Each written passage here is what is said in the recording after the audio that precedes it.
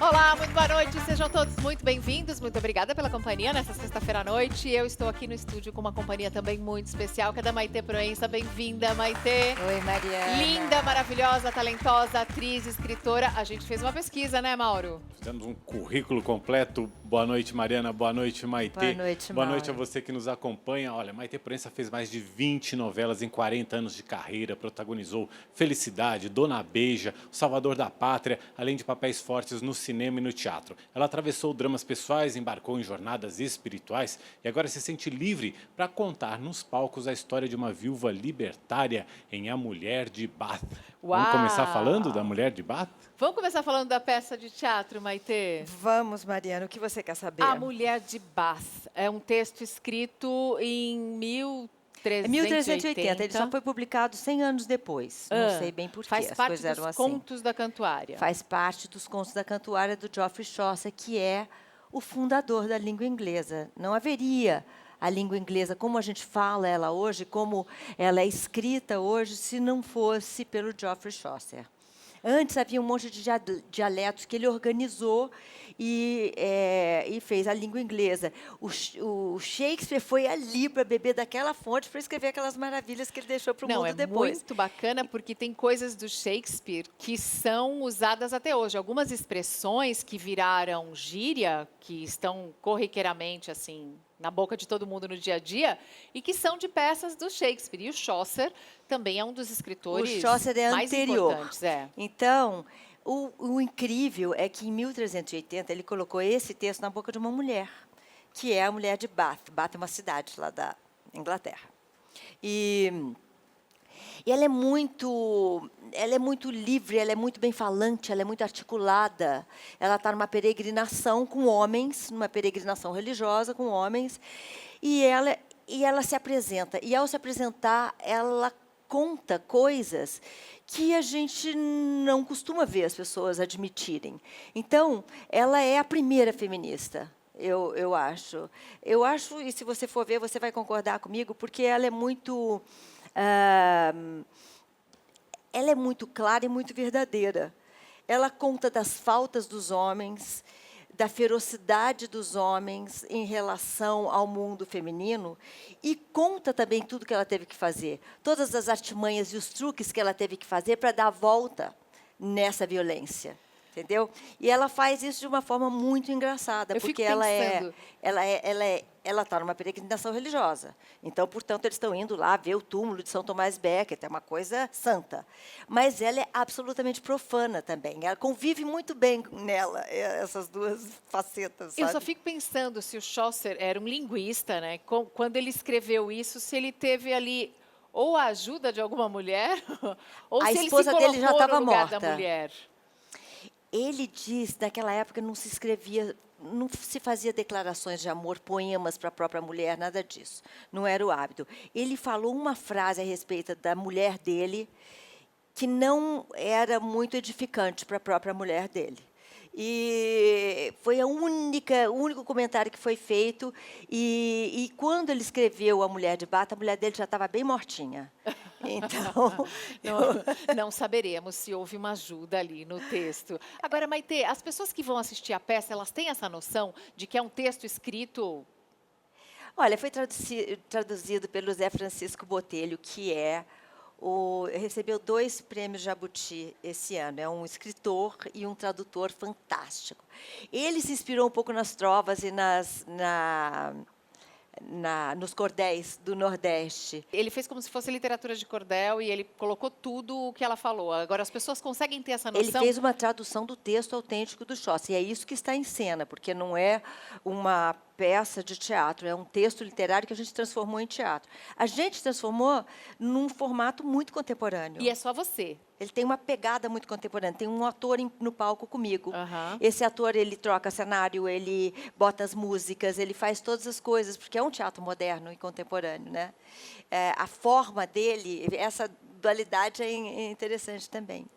Mas o que tem de incrível nesse texto é porque hoje o feminismo voltou à baila, né? Graças a Deus nós somos, e é preciso que isso aconteça, porque desde que inventaram que Eva amaldiçoou a raça humana, é que nós estamos diante desse problema, Nossa, né? é verdade, eu nunca tinha colocado a questão como sendo assim tão profunda e tão colocada na mente das pessoas por meios da Pela religião, religião, e porque tão os cedo, homens né? escreveram a história, porque se a história fosse escrita por mulheres, ela seria outra história, é outro ponto de vista. Tem o ponto de vista dos homens, que está incutido nas cabeças dos homens, nas cabeças das mulheres e tal. E tem muito pouca mulher em posição de comando.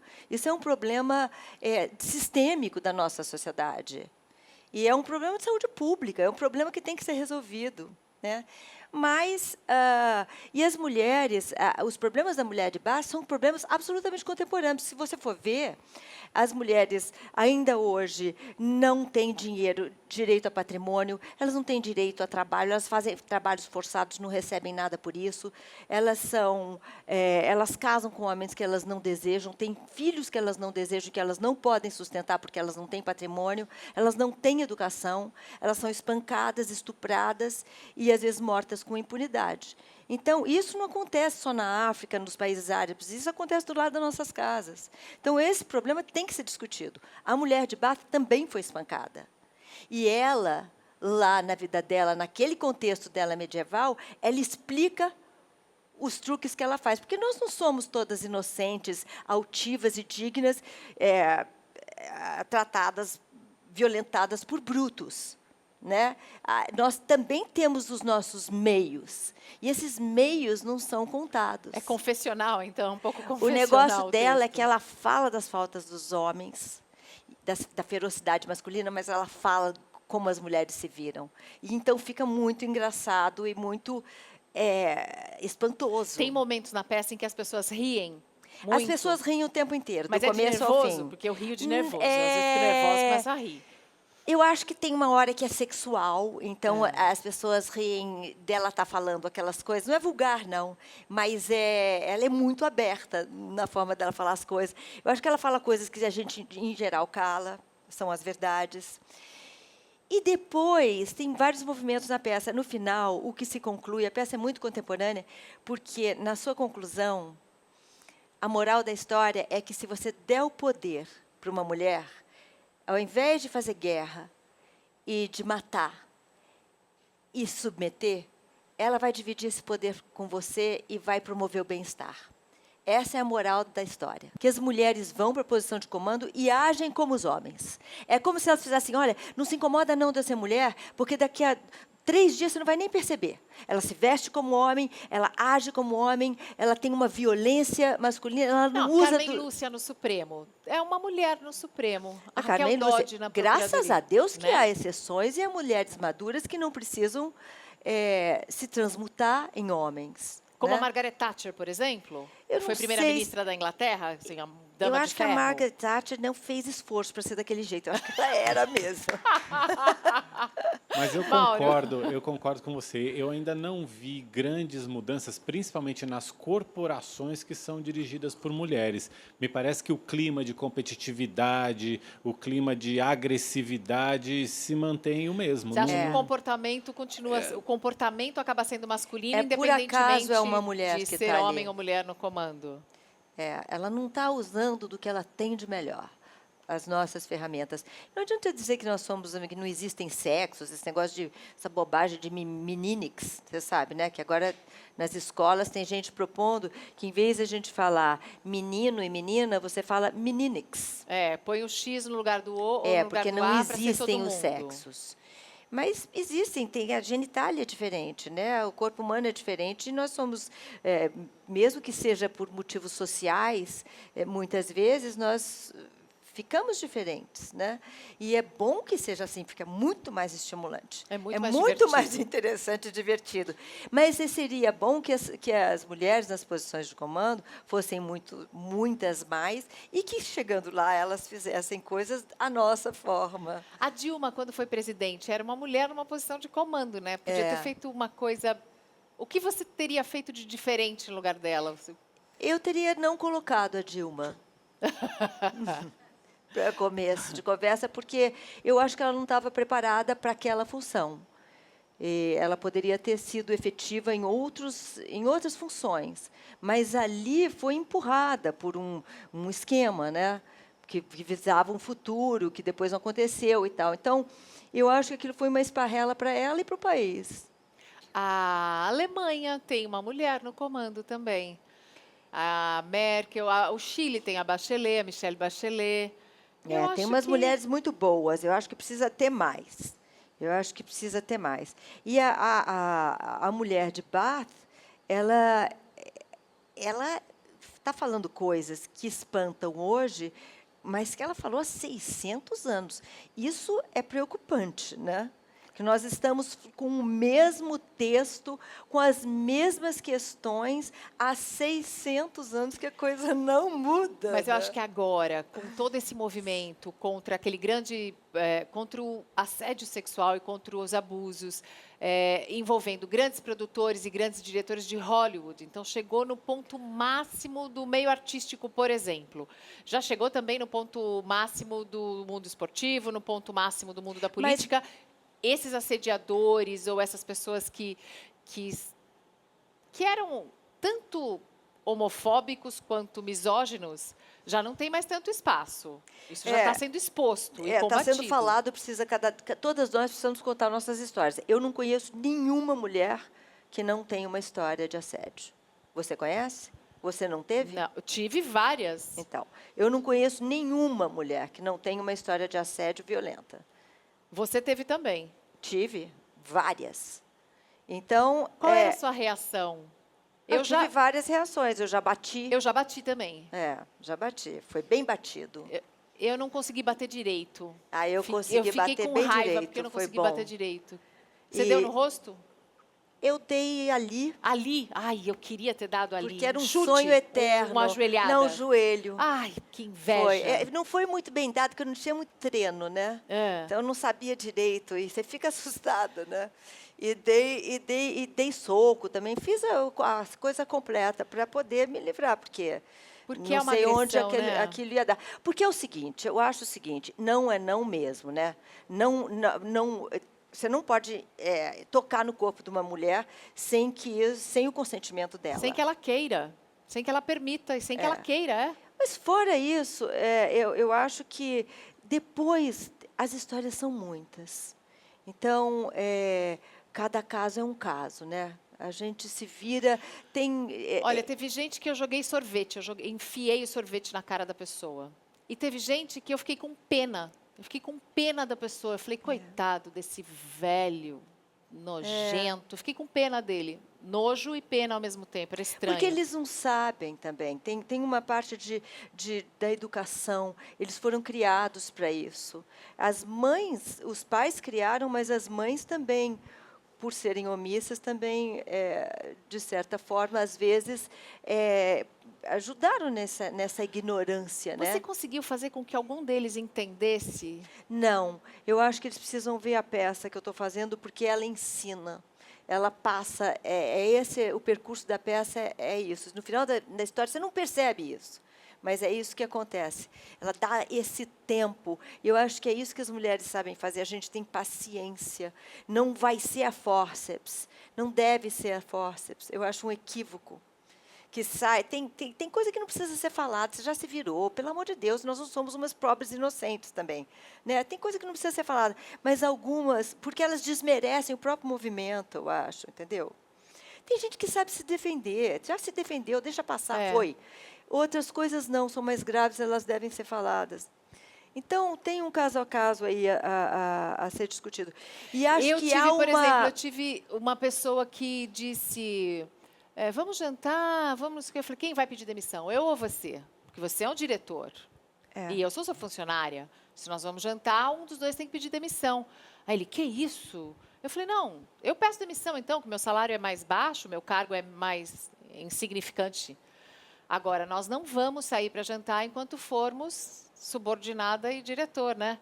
Aí ele, Então, tudo bem, a gente não vai jantar, mas a gente está bem? Eu falei, a gente está bem. Você vai me perseguir profissionalmente por causa disso? Ele, não vou. E perseguiu? Persegui um pouquinho. É lógico. Mas deixa eu dar Depois uma... a gente pensa o Mas seguinte... é lógico. Mariana. Que venha o que vier, né? Venha o que vier, eu vou lidar com o que vier. Deixa eu dar um pitaco na conversa aqui e falando, inclusive, para as meninas. Vocês estão vendo duas mulheres de sucesso profissional que passaram por situações de assédio, que reagiram a esse assédio, que não tiveram medo de depois de sofrer as consequências nas carreiras, porque muitas meninas têm esse medo. E tem consequência. E tem sempre consequência. Mas haverá vale a pena pagar o consequências. preço. Eu Mas achei são que duas valia a pena mulheres pagar. que, apesar disso, tiveram a coragem de reagir e estão aqui como duas profissionais de sucesso. Então, é isso que eu queria perguntar para vocês eu duas. acho, Quais Mauro, são as que essa é consequências e qual é a atitude? Essa é a maioria dos casos, porque, como eu te disse, eu não conheço ninguém que não tenha uma história de assédio e as mulheres estão aí trabalhando, né? Elas sobreviveram. Elas lidaram com aquilo de alguma forma e pagaram certamente as consequências. Para todo mundo tem. Não se deixa barato. Ninguém gosta de ser humilhado. E se o sujeito está numa posição de poder, Você perdeu ele vai algum fazer papel em aquela novela, por humilhação. exemplo? Eu perdi muita coisa. Eu tive 10 anos de uma pessoa me hostilizando, passava no corredor, eu não era vista, eu era uma pessoa que não existia. E isso também, é claro que na hora de escolher os papéis, as mais dóceis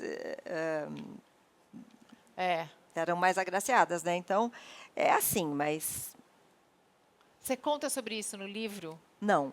Não. Acho que não. Eu não me lembro, porque eu nunca reli esse livro. Esse livro, eu não li ele inteiro ainda, mas ele é incrível. Ele é uma sessão de terapia, né? Esse livro tem Profunda. duas mulheres, né, Mariana? Você fala, duas não, tem umas 8 aqui que eu já vi. Não, mas tem duas mulheres contando duas histórias É. diferentes, que você acha que são a mesma mulher. Quando você acha que você entendeu que uma delas sou eu, por exemplo, aquela outra que você também achou que era eu, tem um final, desvia para um lugar completamente diferente. Então, não podem ser a mesma pessoa. A gente só É um percebe isso truque. porque tem horas que a letrinha muda, o texto muda, né? Fica diferente não, e de sai outra da primeira página, pessoa para a terceira né? pessoa também. É. Eu escrevo com duas pessoas. Mas eu não reli. Por que você não releu? Eu tenho aflição. Aflição? De ler um É. livro que você escreveu? Eu não entendi. Não sei. Você tinha aflição de se ver na novela? Muita aflição de me ver na novela. Eu só via depois que eu tinha certeza que o Brasil inteiro já tinha visto. Eu gravava e depois eu falei, bom, agora não tem mais jeito, aí eu via. Eu não posso nem falar nada, porque o nosso programa é ao vivo e eu não vejo, então, porque ele é ao vivo. E quando ele é gravado, eu também não vejo. Você também não Eu não vê? gosto de me ver na televisão. É. Que explica isso? Eu Você não- descobriu por que você não gosta? Eu não sei, é uma insegurança, porque a gente vê os defeitos, né? Você sabe o que você falou, o que você falou não te interessa, porque você mesmo que falou, você já fez, você conhece o conteúdo, então você fica buscando, catando o problema. Então, acho que é é isso. ruim. Você sabe o que quer dizer a palavra vernissage? Vernissage? Não, nunca É o dia pensei de sobre abertura isso, de uma, né? De é uma o dia de abertura de exposição, uma é. exposição de quadros, digamos, Tem a né? ver com verniz? Exatamente. Por quê? Porque o marchand dos quadros, o que representa o pintor, um dia ele fala assim, passa o verniz e me dá isso aí. Porque senão ele fica retocando e mexendo, e mexendo, e mexendo. É a mesma coisa com o livro. Entendi. Enquanto o editor não fala assim, olha, temos prazo, nós vamos ter que soltar esse livro, é tal dia, você não para de escrever, você fica mexendo. E se eu reler, eu vou achar Você vai que... ter vontade de que reescrever. Eu vou morrer de vergonha, eu vou querer escrever tudo de novo. Mas, Não, ele Maite, é muito bom. isso tem a ver um Você pouco com a escreve, tua... o seu texto é muito gostoso de Isso ler. tem a ver com a tua autocrítica em relação ao texto, em relação à tua obra, ou tem a ver também um pouco com a necessidade que você tinha de botar para fora algumas coisas que você que você fala no livro, que você fala sobre a sua vida no Eu não livro? tinha necessidade nenhuma de botar nada para fora. Eu botei para fora porque saíram notícias no jornal em função de circunstâncias e eu achei que estava na hora de eu dar a minha versão das coisas e eu escolhi fazer isso de uma forma ficcional, usando uma ficção semi-biográfica. Então, usando da minha biografia para fazer um trabalho de ficção, que foi como eu resolvi assim internamente, para que sei lá, porque quando a imprensa marrom começa a meter a mão nas coisas, é a tua vida, né? Não é muito bom, não é nada agradável. Eles metem a mão de forma bem equivocada, sensacionalista. Eu nunca tive vontade, eu passei 25 anos da minha carreira pública sem falar da minha vida privada.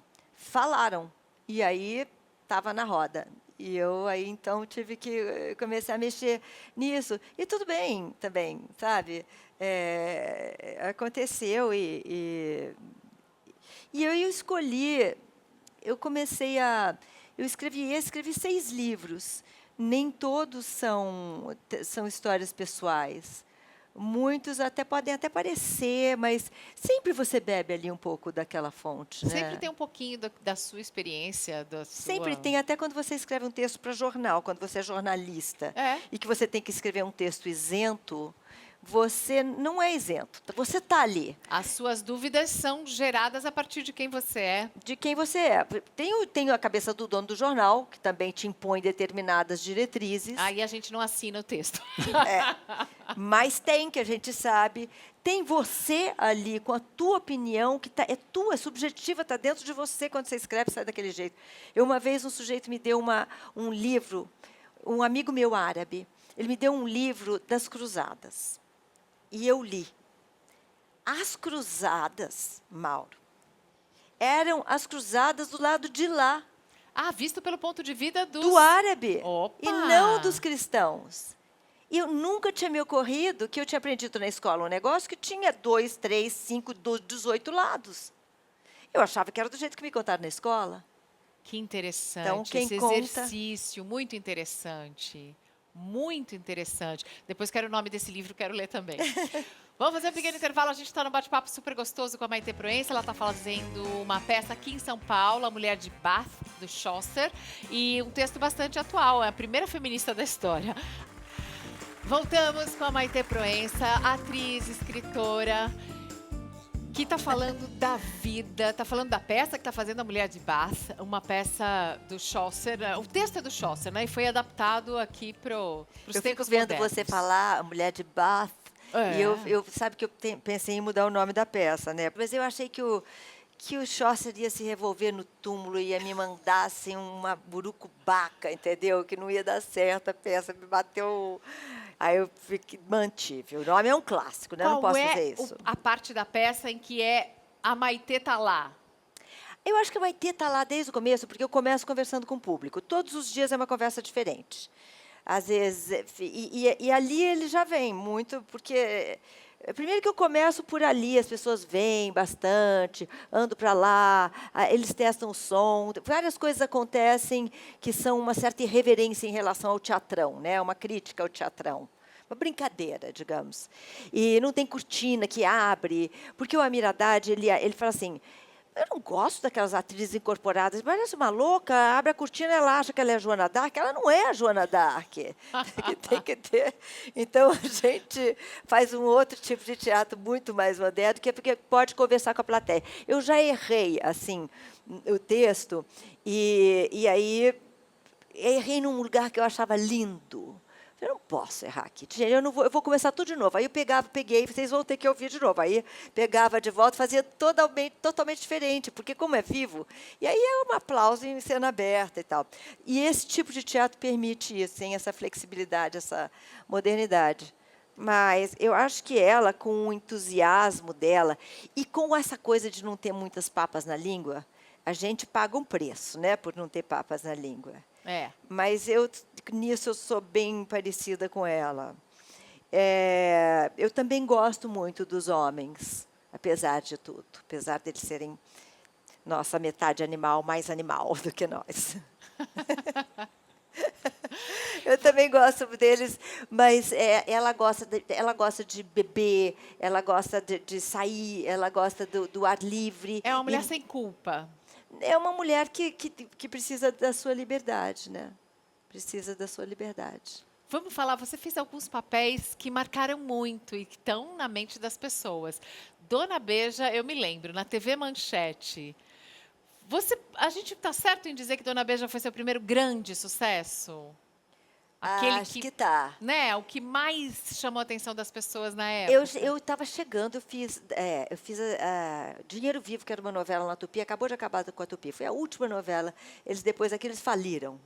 Era uma novela do Mário Prata. Depois eu fiz, na TV Globo, As Três Marias. Eu me lembro das Três Marias. Eu ia fazer Coração Alado, que era uma novela que eu ia entrar também num papel de grande destaque, mas eu quebrei o meu fêmur a caminho do Rio de Janeiro e fiquei de cadeira de rodas, muleta, até eu conseguir, demorou um ano. E ainda fui gravar, que eu tinha um calombo saindo para fora, porque eles botaram um pino desse tamanho na minha perna. Nossa. Para retificar e tal. E depois eu fiz Jogo da Vida, que foi a primeira novela que já experimentava comédia. Era do Silvio de Abreu. Antes disso era tudo um dramalhão, né? Todo mundo chorava, era um festival de lágrimas, ainda é. E Guerra Mas dos naquela Sexos época era também, mais, né? Guerra dos Sexos também, que eu acho E que logo em seguida ele viu que funcionava e fez Guerra dos Sexos, que aí foi um pastiche, um pastelão. Fernanda Montenegro e Paulo Trance jogando torta na cara e tal. E então, nesses dois personagens eu também já apareci, né? Mas eu não sabia muito bem o que eu estava fazendo, porque eu nunca tinha pensado em ser atriz de verdade, eu meio que caí ali. E depois, quando eu fui fazer a Dona Beija, era muito centralizado. Porque, antigamente, quando você protagonizava uma história, era um protagonismo absoluto. Hoje em dia, eles descobriram que os atores ficam doentes, morrem, né, sofrem de estresse e tal. Então, eles agora pulverizaram e tem muitos núcleos. Mas, naquela época, o centro era o centro mesmo, e tudo partia dali. E a Se Dona era Tarcísio Meira e Glória Menezes, era Tarcísio Meira e Glória Menezes. 80% do tempo. É. Eu fiz uma novela chamada Felicidade, que foi vendido no mundo inteiro com o nome de Helena, que era o nome da personagem. E a Dona Beija era central, assim, num grau super, hiper. Era tudo em torno dela. Então... E deu certo. Teve uma resposta muito grande, né? Deu 40% de Ibope numa época em que as pessoas precisam levantar da cadeira para ir lá trocar o canal, não tinha controle remoto. Você tem saudades da TV Manchete? Eu tenho saudade de conversar com o doutor Adolfo. Era assim, por exemplo, todas as conversas eram ótimas. Quando você ia pedir aumento de salário, ele mudava de assunto. Mas ele mudava de assunto, então, você não conseguia voltar. Você puxava o negócio, mas, doutor Adolfo, nós estamos aqui porque eu estou achando que eu precisava, diante de tudo isso que eu expus, eu gostaria de ganhar um pouco. Menino, eu quero mostrar para você como vai ser convite de Natal para todas as pessoas, vai mandar para as empresas. Olha que bonita, você gosta? Eu acho muito bonito, mas aí não consegui, entendeu? Doutor Adolfo Bloch. Ele tinha uma cachorrinha que era a Manchetinha, que ela comia junto com a gente no restaurante. Então, sentava eu aqui, a Manchetinha aqui e ele aqui. E a Manchetinha comia do prato da gente. E, poxa, se é o teu cachorro que está comendo do teu prato, você deixa, tudo bem. Mas você come do prato dos outros, e não podia falar nada, porque era o doutor Adolfo que estava do lado, ele amava a Manchetinha. Então... era folclórico ali, né? Eu gostava de que houvesse essa possibilidade de duas redes fortes, né? E eu achei que eles tinham começado muito bem, falando muito bem. de mulheres históricas. Depois se perderam, porque não sabiam fazer. Então, a gente fez Marquesa de Santos, a gente fez a Dona Beija. Eu falei, por que vocês não seguem nisso? Faz Olga, tem um monte de mulher incrível, né, para você contar. E aí não fizeram. Maitê, deixa eu aproveitar que A gente pediu, até agradece que o pessoal mandasse algumas perguntas pelo Twitter, usando a hashtag do programa. O José Carneiro mandou e ele fala justamente da Dona Beija. Ele fala que antes novelas de época, como Dona Beija, faziam parte do horário nobre. Hoje elas foram empurradas mais ali para o horário das 6 horas. Ele te pergunta o que você acha que mudou nesse tempo para cá. Não sei, eu acho que eles estão buscando, né? O mundo mudou muito. A gente está num mundo muito diferente do que era há 15 anos atrás, há 20 anos atrás. Então, eu acho que quem está na televisão, quando tinha o Boni, o Daniel Filho, eram umas pessoas que tinham trabalhado em todos os setores da televisão. Eles entendiam muito bem o que eles estavam fazendo e eles conheciam o mundo porque eles vinham de um setor do povo. Era uma gente que conhecia Lima Duarte, né? Que saiu dali, era gente dali que saiu e sabia falar com as pessoas, sabe? E entendia muito de televisão. Agora, as coisas foram mudando por necessidades financeiras e eu acho que o mundo mudou muito, muito rápido, eles não sabem quem é o interlocutor. Então, tem que ficar experimentando mesmo. Ver, talvez se eu botar isso aqui no horário nobre vai funcionar, e se eu botar nas 11, e se eu experimentar? Estão experimentando. Essa é a Maria. Onde vocês estão aí? Aí a gente está em Sambarte, no Caribe. Delícia. É. É uma delícia ser mãe, não é? Nossa, e eu acho fácil. Eu achei fácil, nunca achei que fosse uma complicação. Acho que a gente mitifica, a gente quer se dar importância e, sei lá.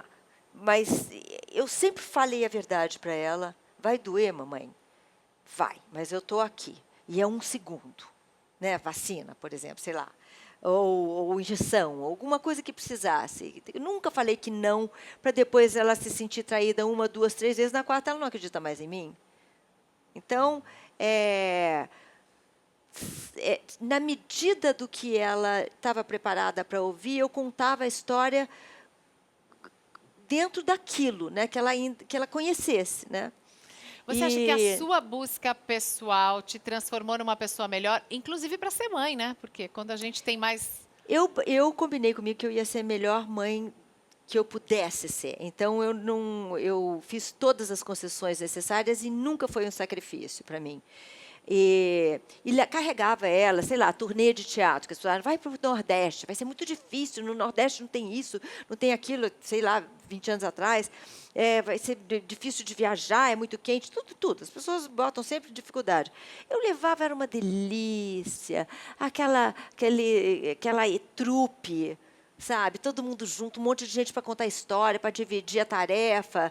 Cantava Um Elefante Incomoda Muita Gente. A Maria deixava todo mundo acordado, já tinha 12 dormido e ela ainda estava cantando 182 elefantes, mas tinha 12 para dividir, não era só eu, entendeu? Vamos fazer boca de jacaré. Gente, é a galinha pintadinha da nossa época, tá? Era o elefante que incomoda muita gente. Você fica repetindo. Aí, faz boca de jacaré. Eram 13 adultos fazendo para ela, sabe? Então, eu sempre achei que não era essa coisa toda. E ela funcionou muito bem. Deu certo. O que a Maria faz agora? Maria é advogada.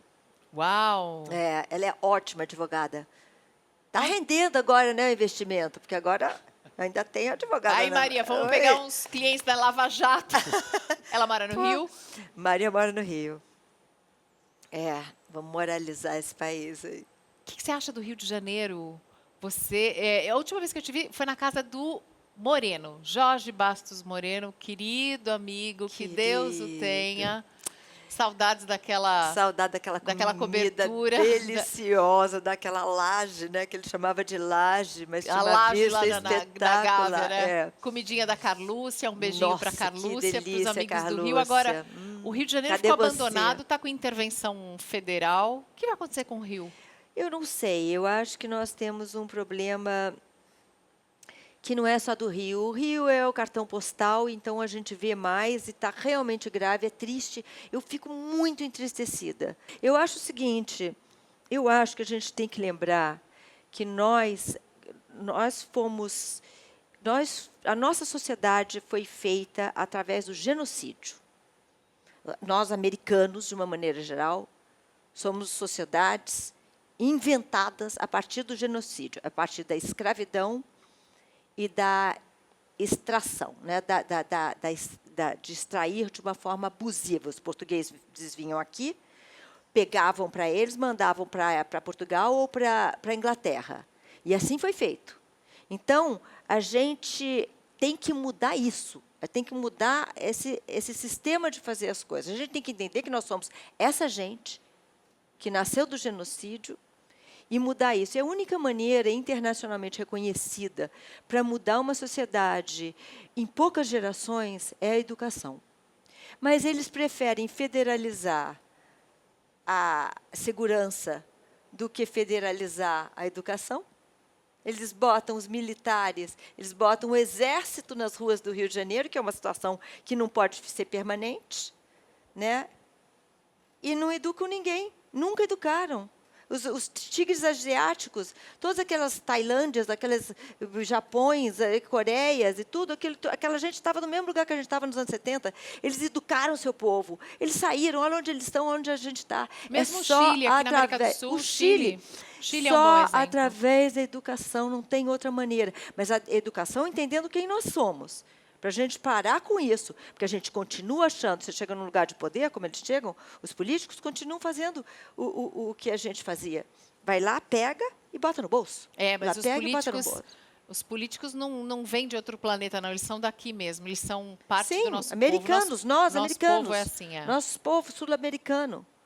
E nosso povo brasileiro, de quinta, que elege essas pessoas. É culpa nossa. A gente tem que educar o nosso povo para a gente saber transformar e transmutar essa sociedade. Maitê, você gosta de ficar em São Paulo? Eu estou gostando muito. Eu gosto muito de gostar do lugar onde eu estou, sabe, Mariana? Eu tenho esse hábito. Isso é legal, é um estilo de vida, né? Então, agora eu estou gostando muito de estar aqui. Meu namorado mora aqui, ajuda, Oba! né? E eu fico muito bem instalada. E eu gosto muito do público paulista, porque eu acho que quando ele vê qualidade, ele sabe reconhecer. Somos exigentes, mas somos fofos também, aplaudimos. Aplaudem e reconhecem, sabem onde está. Às vezes as pessoas têm um deslumbramento, uma coisa, mas ou é como se assim o circo está passando na cidade. Então vamos ver. Aqui as pessoas sabem o que é aquilo que eles estão vendo. Essa discussão está na boca do povo. Eles ficam depois para conversar, mas isso fica no Brasil inteiro. Não posso falar das outras cidades por onde eu passei também. Eu passei por cidades muito interessantes. Mas o público paulista sempre teve essa educação. Às vezes, no Rio de Janeiro, as pessoas estão mais interessadas em cerveja, né? Sai correndo, vamos beber, e tal. Então, nem bate palma, sai correndo, não dá tempo, está quente. Outro, muito irreverente, é mais irreverente. É mais irreverente. O paulista se veste para ir ao teatro. Ele tem uma cerimônia, um pouco mais de cerimônia. É mais ritualístico e aprecia. Você fez muitas viagens, essa foto é de uma viagem para a Índia. Você fez aquela viagem do Comer, Rezar e Amar? Eu não vi o filme, nem li o livro, porque me disseram que era ruim. Não é ruim. Não é uma obra-prima, mas é um livro, diário de viagem. Interessante. Achei que eu já tinha feito bastante disso, né? Então, é isso. Eu achei que você fez. Repetidas vezes. Então, eu fiz agora uma viagem dessas daí. Não foi para esse lugar aí na Índia, esse daí é o Kerala, é no sul da Índia, é o lugar mais letrado da Índia, mais financeiramente mais bem equipado e tudo, onde as pessoas têm menos índice de desemprego e tal. Agora eu fui para Pune, que é uma região mais central. Também fui fazer lá exercícios incríveis. Eu fui para ficar uma semana, fiquei 20 dias. Fala, Mauro. Tem uma pergunta aqui da Letícia Lira que tem muito a ver com o contexto que a gente está vivendo no Brasil. A gente vinha conversando e por isso você vai entender por que ela está te perguntando isso. Há um tempo atrás você foi muito questionada por causa da pensão que você recebe do seu pai, que foi funcionário público. Ela te pergunta se você, para ser um exemplo para a sociedade, não deveria abrir mão do benefício numa época em que as pessoas estão questionando muito os privilégios que existem no funcionalismo público, auxílio moradia, etc. Não vou discutir com ela o que eu faço na minha vida privada e como eu distribuo o meu dinheiro. Ela não sabe se eu faço caridade, se eu não faço, se eu pego esse dinheiro e dou para alguém. Ela não sabe nada disso. Eu prefiro fazer isso por conta própria do que dar na mão do governo, né? Primeiro. Segundo, esse benefício que ela acha que eu recebo, eles dizem que é de militar, meu pai nunca foi militar, mas, enfim. Meu pai pagou a vida inteira dele para que esse... Então, está pago. Você não pode tirar retroativamente, você pode mudar a lei. Se a lei não servir mais para o país, porque o país inchou, porque o país aumentou, porque as circunstâncias são outras e a lei é antiga e obsoleta, ela tem que mudar depois. Ela não pode mudar para trás, porque para trás já está pago, saiu do salário dele mensalmente. Isto foi um benefício pago pelo imposto que a gente paga, pelo imposto específico para isso. Entendeu? Houve uma contribuição para que Houve uma houvesse contribuição depois o benefício. específica para isso. Então, só para explicar para quem insiste no entender e achar que isso é um abuso. Você usa as redes sociais, Maitê? Eu uso para promover minhas coisas, assim, meu trabalho, mas eu não fico falando onde é que eu fui almoçar, o que eu comi hoje, com quem que eu estive. A minha vida particular, eu gosto que ela seja particular. Né, que é um privilégio hoje em dia, né? Conseguir manter uma certa privacidade. Mas eu nunca tive... eu nunca quis ser uma pessoa famosa, sabe? Nunca foi essa minha onda. Eu sou mais introspectiva. Eu viajo para lugares remotos, eu viajo para o circuito que não é Nova York, Paris, essas coisas, para eu poder ser uma pessoa comum. Eu quero ir no supermercado, eu quero ir no correio, eu quero arrumar a calcinha no meio da rua, ninguém está olhando, entendeu?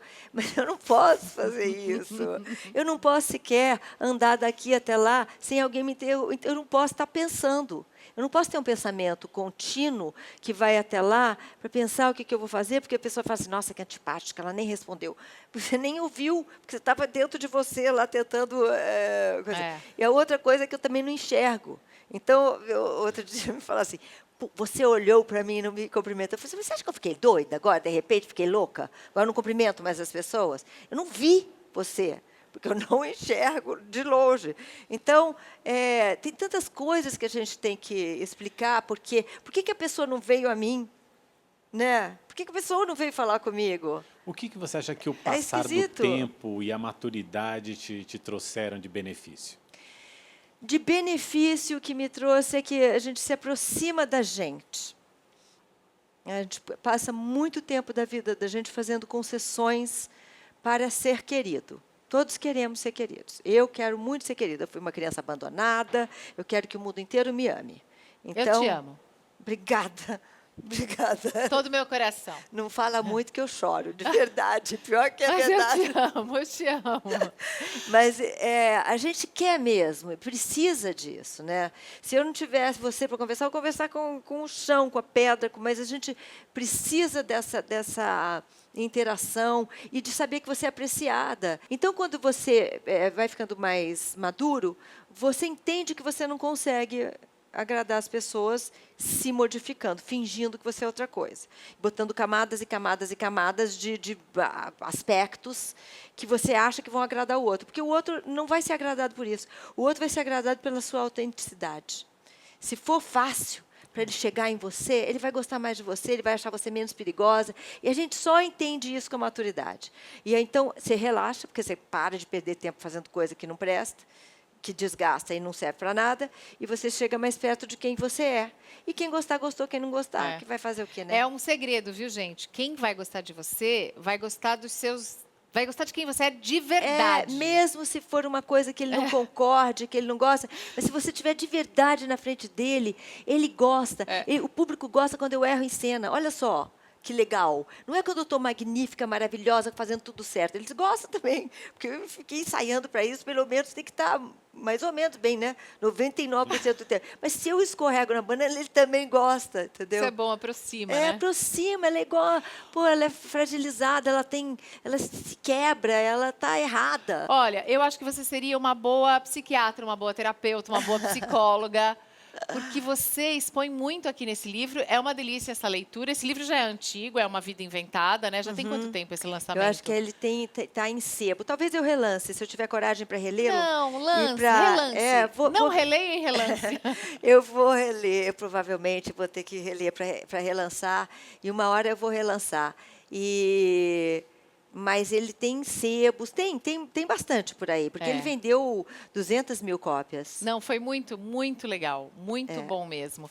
E eu me lembro sempre, a minha personagem, uma das minhas personagens preferidas foi aquela parceria que você fez no Salvador da Pátria com o Lima Duarte. É. Eu gostei tanto daquela personagem, daquela dupla. Você tem sempre contato com o Lima? Vocês se veem? Quando a gente se vê, a gente se ama muito, sabe? É. Porque ele escrevia coisas assim no meu sapato, aqui, ó.